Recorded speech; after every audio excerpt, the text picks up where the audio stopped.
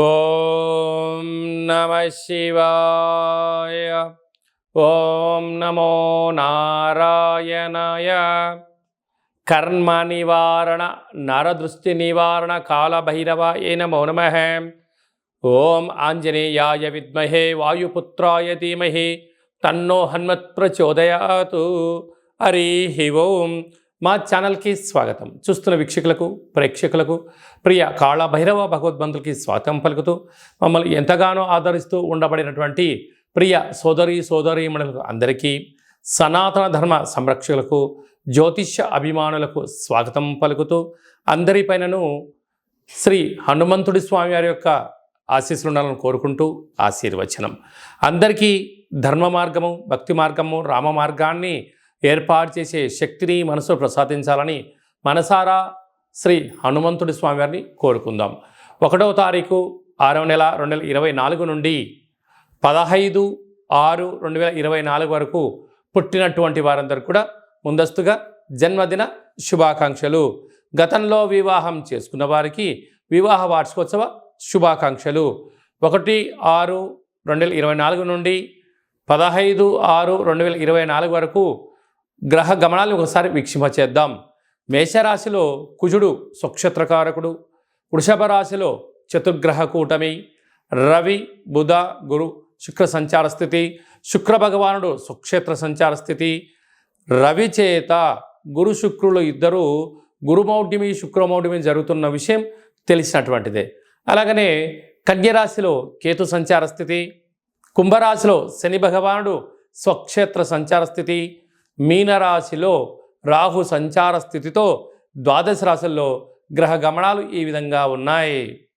మీనరాశి జాతకులకి గురువారం రోజు అమావాస్య రోహిణి నక్షత్ర సందర్భంగా గజకేసరి యోగాన్ని ఎలా పొందాలి, తృతీయంలో చతుర్గ్రహ కూటమి యొక్క సంచార స్థితి యోగాన్ని ఎలా పొందాలో ఈ వీడియోలో సవివరంగా సంపూర్ణంగా తెలుసుకుందాం. మీనరాశిలో ఏ నక్షత్రాలు వస్తాయి అనగా పూర్వాభాద్ర నక్షత్రంలోని చివరి పాదమైన 4వ పాదము, ఉత్తరాభాద్ర నక్షత్రంలోని 4 పాదాలు, రేవతి నక్షత్రంలోని 4 పాదాలు కలిపితే మీనరాశి. చాలామందికి పుట్టినటువంటి కాల సమయంలో డేటా ఆఫ్ బర్త్లో లేనటువంటి కారణం వలన పేరు యొక్క మొదటి అక్షరాన్ని అనుసరిస్తూ ఆ రాశిని తెలుసుకునే ప్రయత్నం చేద్దాం. ది, దుమ్, శం, ఝ, ధ, దే, దో, చ, చి అక్షరాల వారందరూ మీనరాశి జాతకులే. మీనరాశి యొక్క అధిపతి దేవగురు బృహస్పతి. వీరికి ఒకవైపు ఏళ్ల నాటి శని ప్రారబ్ధ సంచార స్థితి జరుగుతున్న విషయం తెలిసినటువంటిదే. రాశిలోనే రాహు సంచారం చేయడం వలన చిన్న చిన్న విషయాలకు మీరు ఆందోళన చెందకుండా ధైర్యంగా మౌనంగా తెలియని పనిని కూడా తెలుసుకొని పనిచేస్తూ ఉంటారు. కానీ కొందరు శత్రువులు పనిగట్టుకొని నువ్వు చదివిన చదువు ఏంటి, నువ్వు చేస్తున్న పని ఏంటి, దానికి దీనికి ఎక్కడ సంబంధం అని ఎత్తుకులాడుతూ పై అధికారుల దగ్గర మీ గురించి లేనిపోని మాటలు చెప్పడం, మీరు మౌనంగా ప్రశాంతంగా మీ పని చేసుకుంటుంటే మిమ్మల్ని డిస్టర్బ్ చేయడము కొందరు పని కట్టుకొని చేస్తూ ఉంటారు.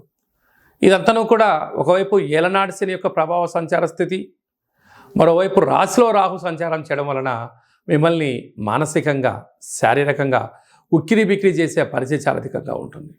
ఇలాంటి కాల సమయంలో మీరు ఎంత బరువు అయితే ఉంటారో అంత సమానమైన బరువు కలిగినటువంటి ఉప్పును తులాభారంగా చేసుకొని తదనంతరం ఆ ఉప్పును నీటితో పోసి కరిగించి మహాదేవుడికి పాశుపత రుద్రాభిషేకం చేసుకున్నట్లయితే మీకు ఇలాంటి దోషాలు తొలగిపోతాయని చెప్పి గమనించాలి. ధనావాకు కుటుంబ స్థానంలో కుజ భగవానుడు సంచారం చేయడం వలన కుజదోష ప్రభావం కలగడం వలన దయచేసి ఎవరికి అప్పులు ఇవ్వద్దు, అప్పులు తెచ్చుకోవద్దు. స్థిరాస్తులు చరాస్తులు కాపాడుకునే ప్రయత్నం చేయండి. బంధువులు కదా, మిత్రులు కదా, స్నేహితులు కదా, సన్నిహితులు కదా, వాళ్ళు కష్టాల్లో ఉన్నారు కదా అని చెప్పి మీరు వాళ్ళకి ఇచ్చారా, మీకు మాయ మాటలు చెప్పి సర్వము తీసుకొని మీకు ఇవ్వకపోగా మిమ్మల్ని నలుగురితో 4 రకాలుగా ఇబ్బంది పెట్టే పరిస్థితి ఉంటుంది. తృతీయంలో చతుర్గ్రహ కూటమి, రవి బుధులు కలిసి ఉండడం వలన బుధాదిత్య రాజయోగము అంటారు. మీ తల్లిదండ్రులకు సంబంధించినటువంటి మీకు రావాల్సిన గవర్నమెంట్ ఉద్యోగాలు రావడం, ప్రభుత్వం నుంచి పత్రాలు కానీ కరెంటు బిల్లులు మోటార్ బిల్లుస్కి సంబంధించినటువంటి అలాంటివి క్లియర్ చేసుకోవడము, అదే కాకుండా మీకు ప్రభుత్వం నుంచి వచ్చేటువంటి అన్ని రకాల వసతులు మీకు వచ్చే అవకాశాలు చాలా అధికంగా ఉన్నాయి. అదే కాకుండా సప్తమంలో కేతు సంచార స్థితి ఉండడం వలన దూర వాయు జల ప్రయాణాలలో తొందరపాటు నిర్ణయం తగదు. రేపేం జరగబోతుందో, ఒక వ్యక్తితో ఏం మాట్లాడితే ఎలాంటి విజయమో ఎలాంటి అపజయమో మీరు ముందే ఊహించగలరు. కనుక మీ మనసు మాట మీరు వినే ప్రయత్నం చేయండి. అన్నింటా విజయం మీ సొంతం అవుతుంది. అదే కాకుండా వ్యయంలో శని భగవానుడు ఉండడం వలన మీ జన్మ నక్షత్రం రోజున అష్టమి, పూర్ణిమ, అమావాస్య తిథుల ఎందున దూరావాయు జల ప్రయాణాలు పెట్టుకోవద్దు. తొందరపాటు నిర్ణయాలకు సరైన సమయం కాదు. వాగ్వివాదాలకు దూరంగా ఉండండి. వేలకు తినండి, వేలకు పడుకోండి. తగు వ్యాయామం చేయగలిగినట్లయితే దీర్ఘకాలికమైన వ్యాధులు మిమ్మల్ని వెంటాడకుండే పరిస్థితి ఉంటుంది. అదే కాకుండా అమావాస్య, గురువారము, రోహిణి నక్షత్ర సందర్భంగా ఈ గురు పుష్కర యోగాన్ని మనం సంపాదించగలగాలి అన్నట్లయితే నదీ స్నానం చేయడం, నదిలో ఒక మంచి కొబ్బరికాయకు బొట్టు పెట్టి మీ మనసులో కోరిక కోరుకొని ప్రవహించే నీటిలో వేసినట్టయితే అలాంటి యోగం కలుగుతుంది. అలాగే తృతీయంలో చతుర్గ్రహ కూటమి కారణం వలన ఆవుకు ఆహారాన్ని, పక్షులకు ధాన్యం వేసినట్లయితే మీకు గ్రహ యోగ్యత కలుగుతుందని చెప్పి గమనించాలి.